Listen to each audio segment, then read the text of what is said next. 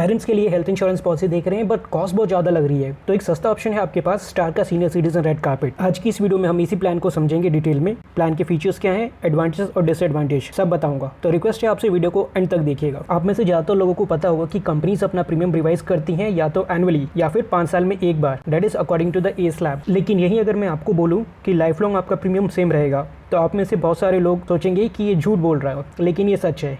Unless government आपके GST rates में कुछ चेंजेस ना करे तो आपका प्रीमियम अनचेंज ही रहता है स्टार के senior citizen red carpet plan में। पॉलिसी लेने से पहले सीनियर सिटीजन एप्लीकेंट का कोई मेडिकल नहीं होता है। अगर कोई मेडिकल कंडीशन है तो आप उसे प्रपोजल फॉर्म में मेंशन करते हैं, ओनली अंडरराइटर कॉल पे आपको पॉलिसी इशू हो जाती है। हालांकि कंपनी आपसे उस बीमारी से रिलेटेड डॉक्यूमेंट्स मांग सकती है, जैसे कि discharge summary, X-ray, CT scan या फिर बाकी कोई रिपोर्ट्स। जनरली 60 साल के ऊपर किसी भी इंसान को कोई ना कोई मेडिकल इशू होता ही है, जैसे कि डायबिटीज़, बीपी या कोलेस्ट्रॉल। और आपको पता होगा कि कंपनीज इसके लिए 3 या 4 साल का वेटिंग पीरियड लगाती है अगर आपको पॉलिसी लेने से पहले कोई बीमारी है तो। बट स्टार के senior citizen red carpet plan में एक्सक्लूसिवली ये आपका कवर होता है 1 साल के बाद। प्लान को डिजाइन करते समय कंपनी ने इसके एंड यूजर्स यानी कि सीनियर सिटीजन का ध्यान रखते हुए प्लान को इकोनॉमिकल बनाया है, ताकि ज़्यादा से ज़्यादा लोग इस पॉलिसी के लिए एनरोल कर सके। प्लान अवेलेबल है ओनली 60 से लेके 75 साल तक के लोगों के लिए। हॉस्पिटल रूम और आईसीयू की बात करें तो यहाँ पे आपको हॉस्पिटल रूम और आईसीयू चार्जेस पे लिमिटेशन है। अगर आपके पास कवरेज है 1 लाख रुपए से लेके 5 लाख रुपए के बीच, तो उस केस में आपको हॉस्पिटल रूम मिलता है 1% ऑफ सम इंश्योर्ड। यानी कि अगर आपके पास 5 लाख की पॉलिसी है तो कंपनी आपको 5,000 रुपए देने के लिए तैयार है पर डे, और अगर आपके पास 2 लाख की पॉलिसी है तो 2,000 रुपए पर डे। वहीं अगर आईसीयू की बात करें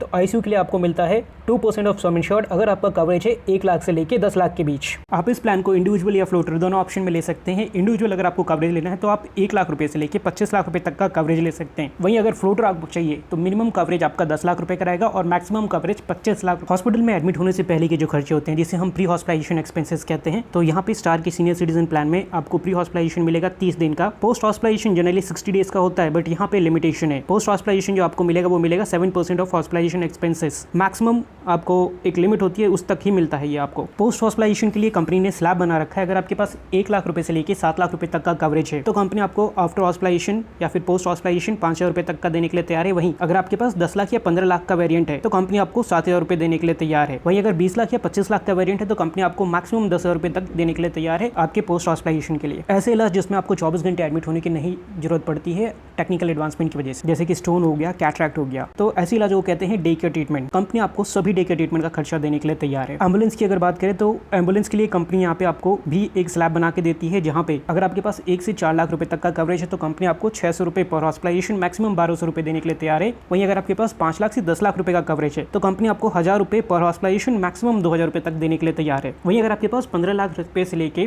25 लाख रुपए तक का कवरेज है तो कंपनी आपको 1,500 रुपए पर हॉस्पिटलाइजेशन देती है, मैक्सिमम 3,000 रुपए साल में। ओपीडी यानी कि आउट पेशेंट डिपार्टमेंट एक्सपेंसेस, यानी कि रेगुलर खर्चे जो आपके होते हैं, सर्दी, जुकाम, बुखार, डेंटल, तो इसके लिए कंपनी आपको 200 रुपए पर कंसल्टेशन देने के लिए तैयार है। बट यहाँ पे भी स्लैब बना हुआ है। अगर आपके पास 1 लाख या 2 लाख रुपए का कवरेज है तो आपको ये ओपीडी बेनिफिट नहीं मिलेगा। वहीं अगर आपके पास 3 लाख रुपए की पॉलिसी है तो 600 रुपए कंपनी देने के लिए तैयार है। 4 लाख पे 800, 5 लाख पे 1,000 रुपए।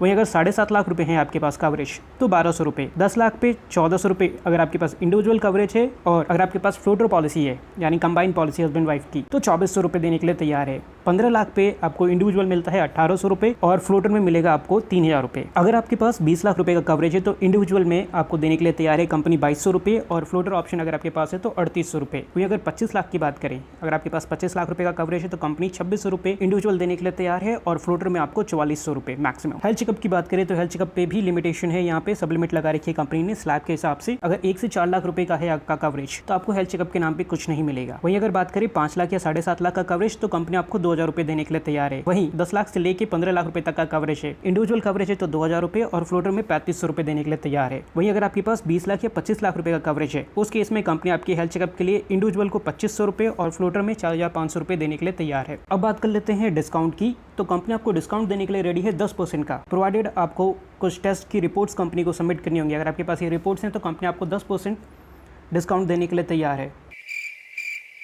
रिपोर्ट्स के नाम ऐसे हैं जैसे कि पहला है stress thallium report, BP report, sugar, blood and urine before and after fasting, blood, urine and creatinine maximum 45 days before applying for the policy. बात कर लेते हैं सबसे क्रूशियल फैक्टर जो है कोपेमेंट। जनरली आप जानते होंगे 60 के बाद अगर आप कोई भी पॉलिसी लोगे तो कोपेमेंट रहता ही है 10%, 20% या 30% का, depend company to company. Now यहाँ पे अगर बात करें तो यहाँ पे कोपेमेंट है। अगर आपके पास 1 लाख से 10 लाख रुपए की पॉलिसी है तो फ्रेश इलनेस पे आपको 30% का कोपेमेंट लगता है, और वहीं अगर पॉलिसी लेने से पहले अगर आपको कोई बीमारी है तो 50% का कोपेमेंट लगेगा। कोपेमेंट क्या होता है अगर आपको ये नहीं पता है तो आप ऊपर आई बटन पे क्लिक करके चेक कर सकते हैं। मैंने अपनी एक वीडियो में आपको ये बता रखा है, मैं उसका लिंक आपको डिस्क्रिप्शन में भी दे दूंगा। वहीं अगर बात करें आपके पास अगर 15 लाख रुपए से लेकर 25 लाख रुपए तक का कवरेज है तो आपका 30% कोपेमेंट बनता है, चाहे आप फ्रेश इलनेस के लिए ले लीजिए, चाहे आपने प्री एक्जिस्टिंग डिजीज यानी पॉलिसी लेने से पहले बीमारी के लिए ले लीजिए। मैक्सिमम आपका 30% ही रहेगा अगर आपके पास कवरेज 15 से 25 लाख रुपए तक का है। अब बात करते हैं एडवांटेज की। प्लान को लेने का फायदा क्या है? सबसे पहला फायदा है कि लाइफ लॉन्ग आपको प्रीमियम सेम रहेगा। दूसरा, कोई मेडिकल की रिक्वायरमेंट नहीं है। तीसरा, पॉलिसी लेने से पहले अगर आपको कोई बीमारी है तो कंपनी उसको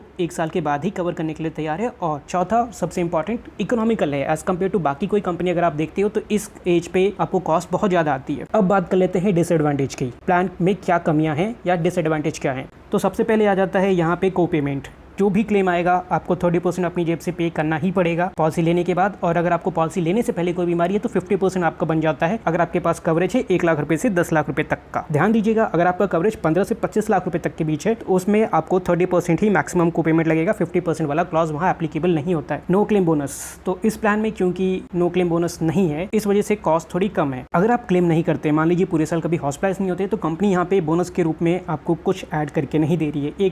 ये एक डिसएडवांटेज है। वहीं अगर रजिस्ट्रेशन की बात करें या फिर जिसे हम रिस्टोर बेनिफिट कहते हैं तो ये ऑप्शन भी अवेलेबल नहीं है। दैट मींस अगर आपका कवरेज खत्म हो गया तो आपको रिन्यूअल तक के लिए वेट करना ही पड़ेगा। तो एक मेजर ड्रॉबैक है यहाँ पे। सब लिमिट्स, जी हाँ, कंपनी ने आपके प्लान में सब लिमिट्स भी लगा रखी है, यानी कि बीमारियों पे रिस्ट्रिक्शंस लगा रखी हैं। कैटरेक्ट हो गया, कार्डियोवैस्कुलर डिजीज हो गया, या फिर अगर बात करें अदर मेजर सर्जरीज, तो इसके लिए कंपनी ने एक स्लैब बना रखा है, उसके हिसाब से आपको पे करती है। ये स्लैब मैं आपको स्क्रीन पे शो कर रहा हूँ, आप वहाँ से चेक कर सकते हैं। अगर आपके पास इंडिविजुअल है या फ्लोटर ऑप्शन है तो ये आपके लिए कंडीशंस एप्लीकेबल होंगी। मेरे हिसाब से प्लान बहुत सही है। अगर आप देख रहे हो कम प्राइस में अच्छा ऑप्शन, हाँ 30% को पेमेंट डेफिनेटली है, यानी जो भी क्लेम आएगा अपनी जेब से 30% देना पड़ेगा। बट फॉर एग्जांपल मान लीजिए अगर आपके पास लाख रुपए की भी पॉलिसी है तो 30% तो अपनी जेब से देना पड़ा, यानी कि 70,000 रुपए की पॉलिसी हुई, ठीक है। बट अगर आपके पास पॉलिसी नहीं है, फॉर एग्जाम्पल लेट्स सपोज अगर आपके पास पॉलिसी नहीं है तो ये 70,000 रुपए भी तो आपकी ही जेब से जाते हैं ना। तो it's better to opt a policy. और अगर यहाँ पे बात करूँ 1 लाख रुपए की पॉलिसी की तो यहाँ पे प्रीमियम आपको जो आता है वो आता है 5,000 रुपीज़। 5,000 रुपये देके अगर आपको 70,000 रुपये तक का कवरेज मिले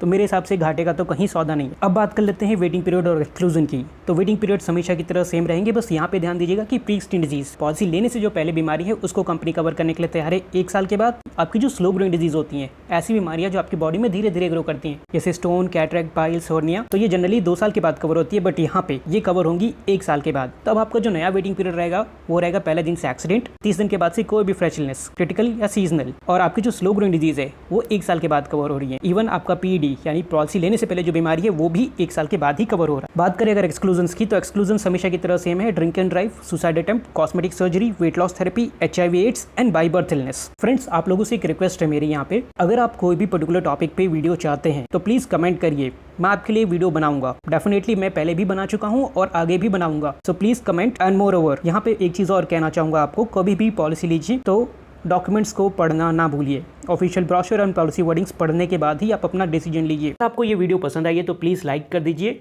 और हाँ, अगर अभी तक आपने मेरे चैनल को सब्सक्राइब नहीं किया है तो प्लीज़ सब्सक्राइब कर दीजिए और बेल आइकन दबाना ना भूले, ताकि बेस्ट वीडियोस मिलते रहें आपको सबसे पहले।